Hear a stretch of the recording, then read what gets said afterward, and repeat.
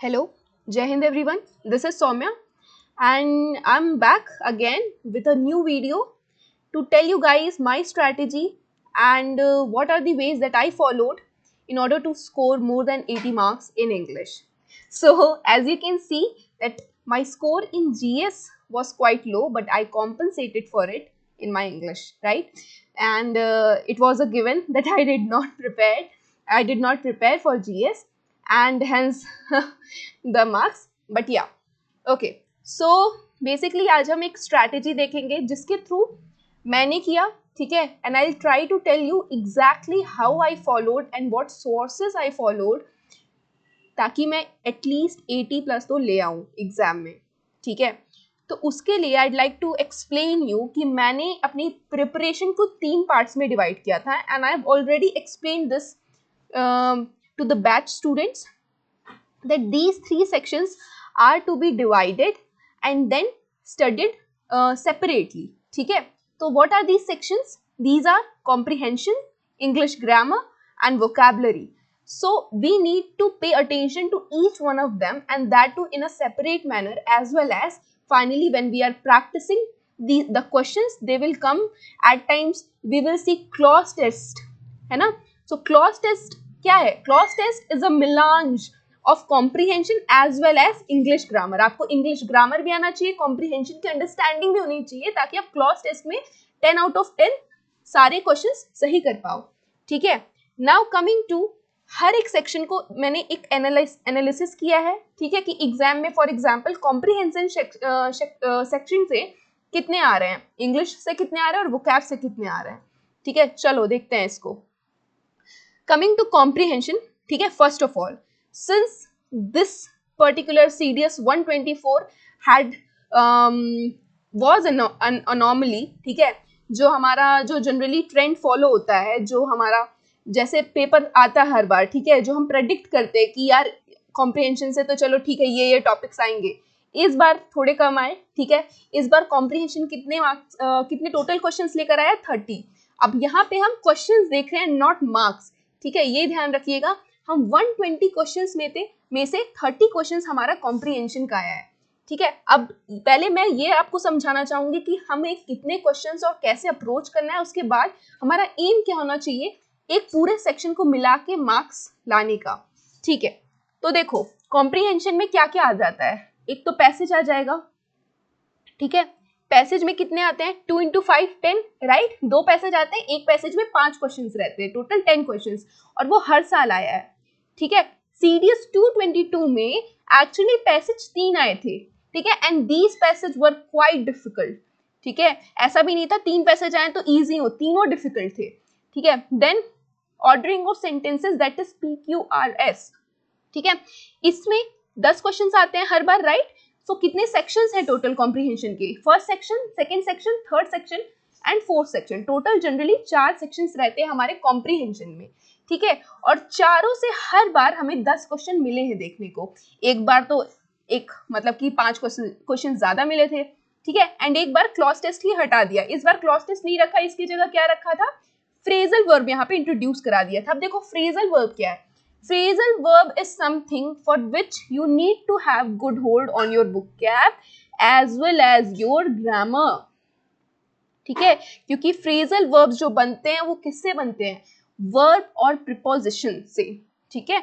तो ये दोनों अगर किसी के साथ to आ रहा है या फिर किसी के साथ off आ रहा है तो उसकी मीनिंग कैसे चेंज हो जाती है, ये phrasal verbs से हमें पता चलता है, ठीक है। तो अब देखो कॉम्प्रिहेंशन हम समझ गए, टोटल 4 सेक्शंस आ रहे हैं, यानी टोटल 40 क्वेश्चंस कॉम्प्रिहेंशन से ऑन एन एवरेज आ रहा है हर बार, ठीक है, अगर हम कन्वेंशनली फॉलो करें तो। अब देखो नेक्स्ट सेक्शन क्या है? English grammar. इंग्लिश ग्रामर में हर साल पेपर में कितने टोटल सेक्शन आते हैं? 1 2 3 4 and 5, guys 5 sections. Can you believe? 5 section English grammar से आ रहा है, समझ रहे हो? मतलब 50 क्वेश्चंस अकेले इंग्लिश ग्रामर ला रहा है। जो बच्चे रोते हैं ना मैम वोकैब नहीं अच्छी है, मैम एंटोनिम सिनोनिम नहीं हो पाते, यार एंटोनिम सिनोनिम तुम देखो तो कितने मार्क्स का आ रहा है, केवल 30 क्वेश्चंस आ रहे हैं। 30 क्वेश्चन समझते हो, 30 मार्क्स भी नहीं अमाउंट करता है। तो समझो ये चीज कि इंग्लिश को अच्छी करने के लिए केवल वोकैब नहीं, आपकी कॉम्प्रिहेंशन अच्छा होना चाहिए। कॉम्प्रिहेंशन कैसे अच्छा करोगे, मैं सब चीज का सोल्यूशन बताऊंगी, ठीक है। पहले इसको समझते हैं। सो इंग्लिश ग्रामर में what are the sections, let's see. Parts of speech, fill in the blanks, sentence completion, इसमें क्या होता है, जनरली कंडीशनल सेंटेंसेस हमारे आ जाते हैं, ठीक है। Then preposition and determiner, fill in the blanks form में रहता है, उसमें करेक्ट प्रीपोजिशन और डिटरमाइनर हमें चूज करना रहता है। देन स्पॉटिंग एरर, है ना, एक पूरे सेंटेंस में हमें कोई एक सेक्शन ए बी सी और डी सेक्शन जिसमें भी एरर है उसे स्पॉट करना रहता है, नहीं है तो नो एरर, ठीक है। सो ये हमारे 5 सेक्शन हो गए इंग्लिश ग्रामर के। अब इस बार सेंटेंस कंप्लीशन नहीं आया था, ठीक है, उसके जगह पे 2 new sections they introduced us with matching list and adapted words, है ना। तो एनीवेज, ठीक है, इस बार का paper was normally as I said, ठीक है। इवन सीडीएस 222 में जो चेंजेस हुए ना, जो ट्रेंड से थोड़ा सा शिफ्ट हुआ, वो actually the OG of shift was actually true CDS 222। इधर पे सबसे पहला शिफ्ट देखा गया। What was the shift that was noticed, यहाँ पे पेयर्ड वर्ड्स इंट्रोड्यूस कराए गए, ठीक है। इडियम फ्रेजेस आया ही नहीं था इसमें, एंटोनिम आए नहीं थे, केवल एक सेक्शन आया था सिनोनिम का, विच आई रिमेंबर, ठीक है। एंड और क्या हुआ था, पेयर्ड वर्ड्स आ गए थे, है ना। पैसेज 5 क्वेश्चंस एक्स्ट्रा आ गए थे पैसेज के, ठीक है। अब देखो इन लोगों ने वापस से सीडीएस 124 में ये इंट्रोड्यूस करा दिया, ठीक है। So according to me there is high chance कि जो नेक्स्ट अपकमिंग सीडीएस 224 है उसमें they will follow the conventional traditional pattern of the question paper, okay. these section are introduced in order to make you familiar with these questions, क्योंकि upcoming years में हो सकता है कि ये रेगुलरली आने लग जाए, ठीक है। तो इसका मतलब है हमें दोनों चीज के लिए प्रिपेयर रहना है। किसके लिए, जो ट्रेंड है, जो जनरल ट्रेंड है, ठीक है, यानी कि कन्वेंशनल पेपर जो है, कन्वेंशनल मतलब समझते हो ना, कि जो रेगुलरली जो जनरली आ रहा है, प्लस न्यू पैटर्न, हमें दोनों के लिए तैयार रहना है, ठीक है। अब तैयारी कैसे करेंगे that I will explain later, but first we need to know हमें किस चीज की तैयारी और कैसे करनी है, ठीक है। अब देखो इंग्लिश ग्रामर देख लिया हमने, टोटल 50 क्वेश्चन आ रहे हैं, ठीक है। 5 सेक्शन इंग्लिश ग्रामर के मिले हमें, कॉम्प्रिहेंशन कितने, 4 सेक्शन मिले। Finally coming to vocab, now see guys, just three, ठीक है, 5, ठीक है, सीरियस 122 और 10, समझ रहे हो, 15 नंबर, ठीक है। और यहाँ पे वर्ड्स इन द सेंटेंस, ठीक है, समझ रहे हो, 25 नंबर का, 30 नंबर की आती थी वोकैब, इस साल 25 नंबर की आई थी, ठीक है। तो क्या हम मान के एवरेज मान लेते इसका 30 क्वेश्चन आते हैं। अब एक बात बताओ आप मुझे, आपकी कितनी भी गई गुजरी हो, ठीक है, कितनी भी आपकी जो इंग्लिश है, वोकैबुलरी है, आपको बिल्कुल नहीं आता, पर यार आप 30 में से आप 15 भी ठीक नहीं कर पाओगे क्या? एटलीस्ट थोड़ा सेंटेंस पढ़ के you can take a guess even, okay. So I feel कि यू कैन बहुत अच्छे से score, you can easily score at least 15 right, है ना, out of 30 questions in vocab, क्योंकि जनरली 30 आता है, इस बार 40 आया है, 10 क्वेश्चंस एक्स्ट्रा इंट्रोड्यूस करा दिए, ठीक है। So this was my analysis कि मैं 3 सेक्शन में मैंने इन्हें डिवाइड किया है ना, comprehension, vocab and English grammar. अब कॉम्प्रिहेंशन से जनरली 40 क्या आ रहा है, इंग्लिश ग्रामर से कितने का आ रहा है, 50 का, ठीक है, और वोकैब से 30 का, ओवरऑल 120 हो गया। अब देखो, अब आते हैं मार्क्स पे, स्ट्रैटेजाइज कैसे करना है। सबसे पहले आपको क्या करना है, अपना लेवल जानना है सबसे पहले, ठीक है। तो उसके लिए आप फर्स्ट ऑफ ऑल आप एक पीवाईक्यू उठाओ, उसको सॉल्व करो। पीवाईक्यू जब आप सॉल्व कर लोगे, उन्हें 3 पार्ट में डिवाइड करो, जैसा कि मैंने बताया, ठीक है। एक कॉम्प्रिहेंशन का पार्ट होगा, एक ग्रामर का पार्ट होगा, और थर्ड पार्ट क्या होगा, वोकैबुलरी का। कॉम्प्रिहेंशन के पार्ट में हमारे कितने सेक्शन रहेंगे, टोटल 4 सेक्शंस के मार्क्स आप जोड़ो, ठीक है। इसी तरह वोकैबुलरी में, इसी तरह ग्रामर में, तीनों में आप जो जितने सेक्शंस मैंने बताए हैं, इसमें 5 और इसमें 3 है, राइट। इन सब के मार्क्स देखो कि आपके 4 सेक्शन में, यानी कि 40 क्वेश्चंस में, how many question are you getting right, did you get 30, did you get 35, did you get 25, ठीक है। आपका क्या पोजीशन है, आप पहले वो जानो, ठीक है। ये आपका फर्स्ट स्टेप होगा इंग्लिश इंप्रूव करने का। This was my first step, ठीक है। And I to tell you the truth, I scored 82, almost around 83 in CDS 222. You won't believe, but in CDS 221, I scored around 60-65. Can you see the jump? That was all because of this strategy, that was because मैंने analyse किया और फिर जाके मैंने practice की। ऐसे बैठ नहीं गई, रूल्स पढ़ लिया अब तो मुझे सब बन जाएगा, ऐसा नहीं होता है। ठीक है, रूल्स आपको पढ़ना है बट एक स्ट्रैटेजी के साथ, आपको एनालिसिस करना पड़ेगा। और बिकॉज आपको एनालिसिस ना करना पड़े इसलिए I am here to give you my strategy, my mantra. Okay, तो देखो अब बैक टू द हमारा जो डिस्कशन हो रहा था पीवाईक्यू पे, आपने एनालाइज किया पर से। ठीक है, अब देखो मान के चलते हैं, और ये बेस्ट केस है, ठीक है, मैं बेस्ट केस मान रही हूँ इसको, कि वोकैबुलरी में आप 30 में से आप कितने 22 सही करते हो। 22 is a good score guys, and it is not, अब देखो 3 सेक्शंस हैं guys, antonym, synonym, idiom phrases. इसमें आप कितने कितने सही, मतलब कि आपको केवल 8 गलत करने हैं। मान लो आपने इधर 3 किए, इधर 3 किए, इधर 2 किए। ठीक है, मतलब प्लॉजिबल है, ये दिख रहा है कि हाँ ये पॉसिबल है मैम, मैं 3 गलत करूं। या फिर आप ऐसा भी कर सकते हो कि आप 7 सही करो, 2 छोड़ दो, क्योंकि 2 आपको बने नहीं। ठीक है, क्योंकि आप वोकैबुलरी देखा करो कभी कि जो एंटोनिम सिनोनिम आते हैं उसमें केवल 2 या 3 शब्द ऐसे होते हैं जो बहुत डिफिकल्ट हो, सारे शब्द कठिन नहीं होते उसमें। ठीक है, so we need to be mindful of that कि मैं वोकैब में एटलीस्ट 22 या 20 तो स्कोर करूं ही। ओके, मैं 20 कर जाऊं स्कोर। ठीक है, उसके लिए हम क्या करेंगे I will tell you in the upcoming slides, but फिलहाल के लिए विल ट्राई। हमारा टारगेट क्या होना चाहिए, ideally our target should be at least to score 22 out of 30। Coming to grammar, grammar 50 की आ रही। ग्रामर ऐसी चीज है जो एक हिंदी मीडियम वाला बच्चा भी जिसमें अच्छा कर सकता है, जिसने इंग्लिश केवल एज एन ऑप्शनल सब्जेक्ट पढ़ा है वो भी ग्रामर में अच्छा कर सकता है, राइट, क्योंकि रूल बेस्ड है ना। इसमें आपको जो वोकैबुलरी है, vocabulary is so wide, you don't need to इतना ज्यादा उसका टेंशन लेने का बात ही नहीं है, क्योंकि ग्रामर सेक्शन ही इसलिए है कि आप पढ़ो, उसको एनालाइज करो, उसके रूल सीखो और उसके बेसिस पे प्रैक्टिस करके क्वेश्चन बनाओ।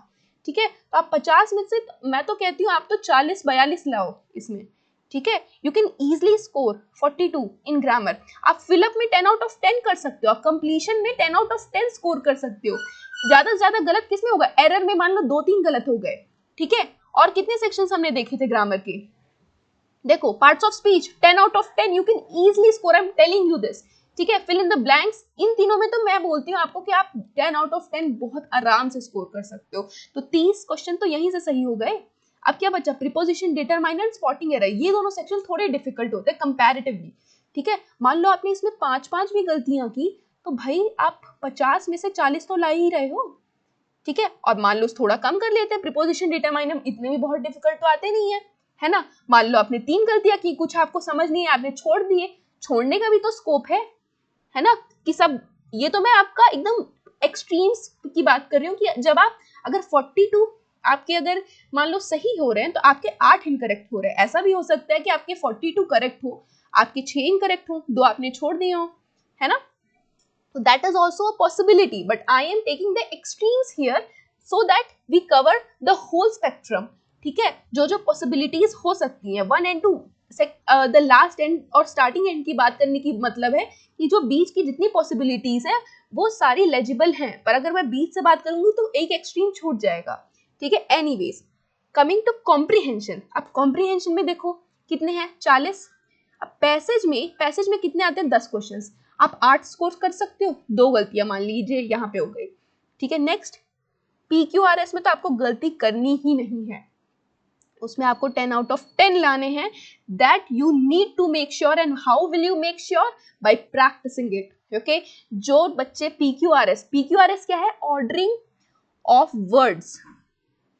ठीक है, ऑर्डरिंग ऑफ वर्ड्स है PQRS। अब ऑर्डरिंग 2 तरीके से आती है, एक S1 S6 जो थोड़ी लेंदी रहती है और एक थोड़ी उससे छोटी रहती है, राइट, बट वो भी थोड़ी कई बार घुमा के आती है।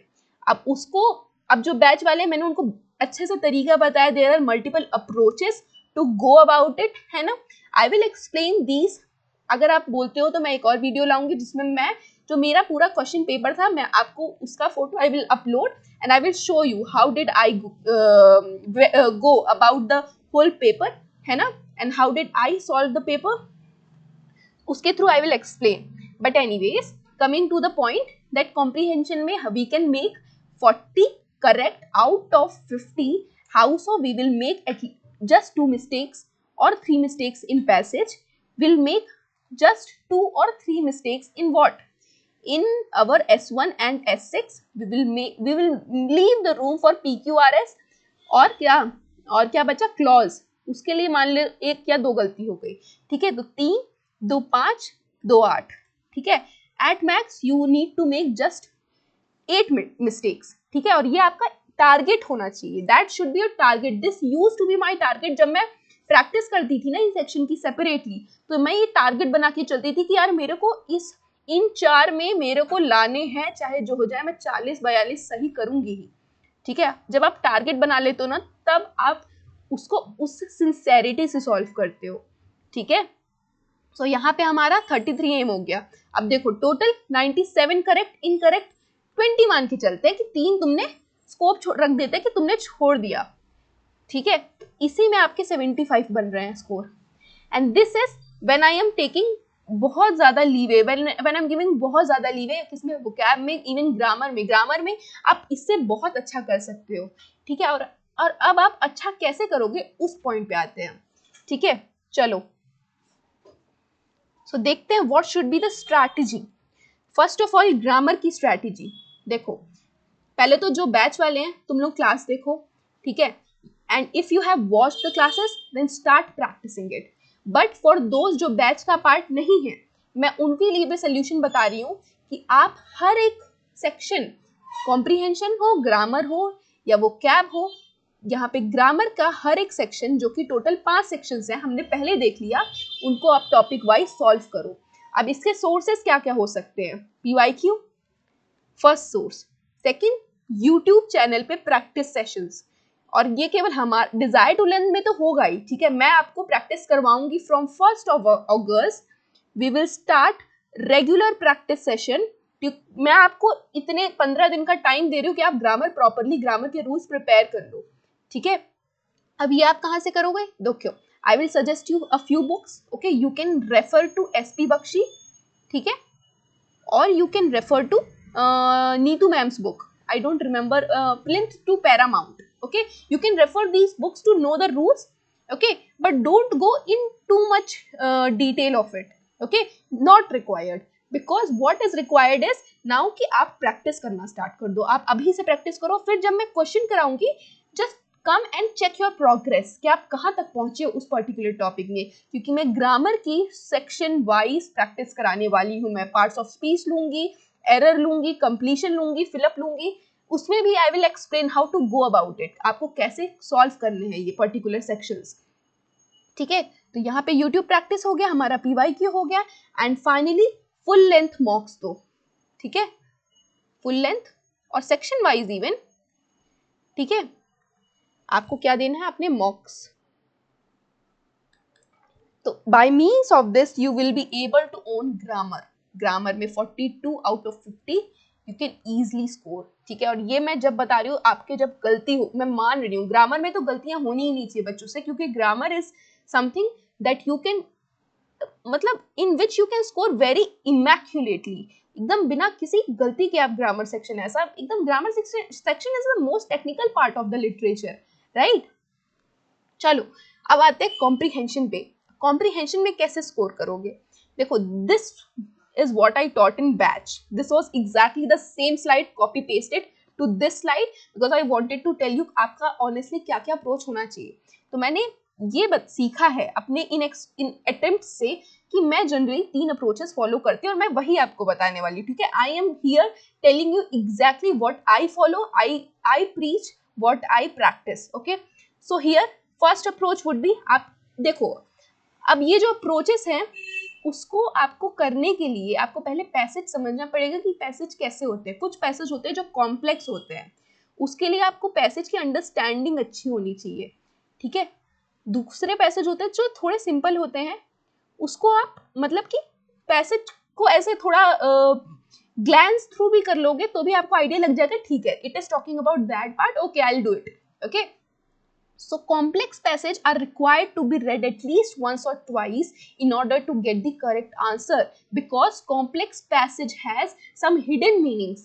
ओके कुछ फिगर ऑफ स्पीचेस होते हैं, ठीक है, डबल ऑन्टोंडर होता है, इसका मतलब कि कुछ ऐसा ऐसा मीनिंग्स होते हैं जो कि आप डायरेक्टली उसका लिटरल मतलब नहीं होता है, ओके जैसे कहावतें होती है उनका आप उसका मीनिंग निकालने जाओगे तो वो जो कह रहा है वही एग्जैक्ट मतलब थोड़ी होता है, वो किसी थर्ड मीनिंग को डायरेक्ट करता है, राइट। तो ऐसे पैसेजेस के लिए आपको एक दो बार आप उनको पढ़ो, फिर क्वेश्चन को अप्रोच करो, ठीक है। सेकेंड अप्रोच इज आप पहले क्वेश्चन पढ़ लो, फिर पैसेज के पास जाओ, फर्स्ट पैराग्राफ पढ़ो, उसमें से आंसर ढूंढो, ठीक है। And finally third approach, and this is the most commonly used approach by me, ठीक है। मैं एग्जाम में यही अप्रोच जनरली फॉलो करती हूँ कि मैंने एक पैराग्राफ पढ़ा, एक पैराग्राफ पढ़ के मुझे कुछ अंडरस्टैंडिंग आई कि पैसेज इस बारे में बात कर रहा है, ठीक है। उसके बाद मैं जाऊंगी क्वेश्चन सेक्शन में, मैं देखूंगी कि क्वेश्चन 1 2 3 4 5 में से क्या कोई क्वेश्चन है जो फर्स्ट पैराग्राफ से है। अगर मान लो 2 क्वेश्चन आए, मैंने दोनों को मार्क किया, मैं अगले पैराग्राफ पे बढ़ गई, मैंने अगले पैराग्राफ पढ़ा, फिर मैं वापस से क्वेश्चन सेक्शन पे आई, मैंने देखा कि अच्छा थर्ड आया सेकेंड पैराग्राफ से, मैंने थर्ड को मार्क कर दिया, बचा फोर्थ और फिफ्थ क्वेश्चन। मैं देख रही हूँ यहाँ पे तो सिनोनिम पूछा है, इसके लिए तो क्वेश्चन पैसेज पढ़ने की जरूरत ही नहीं है, तो मैंने इसे मार्क कर दिया। ऐसे मैंने 5 मिनट के अंदर अंदर एक पैसेज निपटा दिया, ठीक है। अब देखो इतनी अच्छी स्पीड कैसे आएगी, I have been telling this you from my first class that I took on YouTube, that is foreign words वाली, ठीक है। And I have been telling this to batch as well as offline students की start reading, ठीक है। There is no other way round to get hold of the language without reading, ठीक है। आप पढ़ना स्टार्ट करो, ठीक है। I send highlighted newspaper in the group, ठीक है, बैच वालों के लिए, where in I highlight important words for them and अपना इडियम फ्रेजेस सो दैट कि उनकी अच्छी हो जाए, है ना। But I will be taking classes here as well, ठीक है। तो उसके लिए मैं आपको एक सोल्यूशन बताऊंगी, बट पैसेज अच्छा करने के लिए आपको कॉम्प्रीहेंशन की अच्छी अंडरस्टैंडिंग होनी चाहिए। मतलब कॉम्प्रीहेंशन मतलब समझ रहे हो, कॉम्प्रीहेंशन का मतलब होता है समझ, ठीक है। बेसिकली आपकी समझ कितनी अच्छी है, तो आपकी लैंग्वेज, आपकी इंग्लिश लैंग्वेज की समझ कितनी ज़्यादा वाइड है, उस पर डिपेंड करता है आप पैसेज में कैसा परफॉर्म करोगे, क्योंकि तभी आप समझ पाओगे कि यार ये लिटरली नहीं कह रहा है, इसका कुछ और अर्थ है, ठीक है। तो वो अर्थ समझने के लिए, deep meaning of some certain sentences का समझने के लिए you need to have good hold on reading. अब रीडिंग के लिए क्या कर सकते हैं, अब देखो अभी तो समय नहीं बचा, right, but you can do it generally भी, you can start reading fiction, okay, you can start by reading short stories, ठीक है। so this is one of the solution, this is what I do, I read a lot, which is why I'm good at English, okay। चलो finally S1 S6 का भी देख लेते हैं एक solution, एक अप्रोच की हमें लिंक करके चलना है, ठीक है। लिंक और एलिमिनेशन टेक्निक याद करनी है। जैसे मान लो एक S1 हुआ, S6 हुआ, PQRS, और यहाँ पे दे दिया हमारा A B C and D options. अब जो PQRS है, अब try to find a link, या S1 और P में कोई लिंक है तो मतलब P ही आएगा S1 की फर्स्ट सबसे पहले, ठीक है। अब इन दोनों के बीच में क्या कोई लिंक है Q और R के बीच में, हाँ R पहले आएगा Q ऐसे, तो ट्राई टू फाइंड कि सेंटेंस के बीच में कोई लिंक है क्या, फर्स्ट सेंटेंस और S1 के बीच में कोई लिंक है क्या, लास्ट सेंटेंस जो आएगा उसके और S6 के बीच में कोई लिंक है क्या, ठीक है, वैसे कर सकते हो। सेकेंड इज कि अगर मान लो आपने देखा कि यार P के बाद तो Q ही आना चाहिए, क्योंकि मान लो यहाँ पे नॉट ओनली आया P वाले सेंटेंस में, तो Q में तो बट ऑल्सो ही आना चाहिए, है ना, क्योंकि not only is followed by but also, ठीक है। तो अगर P में नॉट ओनली आया तो मतलब अगर R में फॉर एग्जाम्पल बट ऑल्सो है, तो मैं श्योर हूँ कि P के बाद R ही आएगा, ठीक है। अब तुम ऑप्शंस में देखो कौन कौन से ऑप्शंस में P के बाद R है, मान लो हमें C में मिल गया तो हमारा आंसर तो यही मिल गया, हमें पूरा पढ़ने का भी जरूरत नहीं पड़ा, है ना। So ये एक तरीका है, okay, and I will be coming with the video of S1 S6 as well as comprehension to showcase कि comprehension जो मैंने आपको approach बताया है उससे प्रैक्टिस कैसे करनी है, ठीक है। I've taught this in back but I will come up with a video here as well, ठीक है। चलो अब नेक्स्ट क्या है, vocabulary section। vocab कैसे ठीक करनी है, vocab के लिए I've already mentioned that I send newspaper to in the group and I highlight those words for them and I tell them कि आप उन words की meaning देखो and start using them in your daily life, okay। तो आपको भी यही करना है। अगर आप कोई नया शब्द देखते हो, अब आप इतना यूट्यूब चलाते हो, इतना सोशल मीडिया चलाते हो, आपको नए वर्ड्स नहीं मिलते होंगे? बिल्कुल मिलते होंगे। पॉइंट ये है कि आप नोटिस नहीं करते हो। आप नोटिस तब करोगे जब आपको ध्यान रहेगा कि मुझे नोटिस करना है। इतनी सारी इंग्लिश वेब सीरीज देखते हो, कितने वर्ड्स आप सीख सकते हो, ठीक है? I learn at least around 2 to 3 words from just one episode of a web series. समझ रहे हो कितना स्कोप है? तो सीखने का बहुत स्कोप है। आप बस स्टार्ट तो करो, आप उसके लिए थोड़ा जागरूक तो रहो, ठीक है? बी कॉशियस कि अरे ये वर्ड तो मुझे पता नहीं, let's see, let's find out the meaning, let's use it daily life में, है ना? तो आई यूज दिस strategy.